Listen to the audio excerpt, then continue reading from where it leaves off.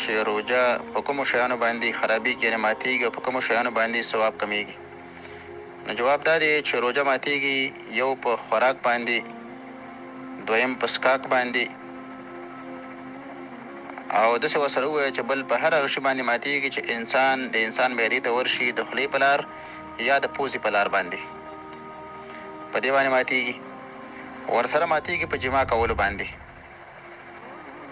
دریم څلورمه روژه ماتېږي په قصدن قی کولو باندې. کله چې انسان قصدن قی وکړه په دې باندې ماتېږي. د دې نه غیر په نورو شیانو باندې لکه په بدن باندې غوړ تیل مګل، زخم کې دارو اچول، یا په غوږونو په سترګو کې قطرات اچول، یا ستنه لګول، سیرم لګول، په دې شیانو باندې روژې نه ماتېږي. ماتېږي په خوراک باندې، په څښاک باندې، چې د انسان معدې له کوم شی لاړ شي په دغې دوه لارو باندې، یا په جما کولو باندې یا په قی کولو باندې، په دې باندې روژه ماتېږي.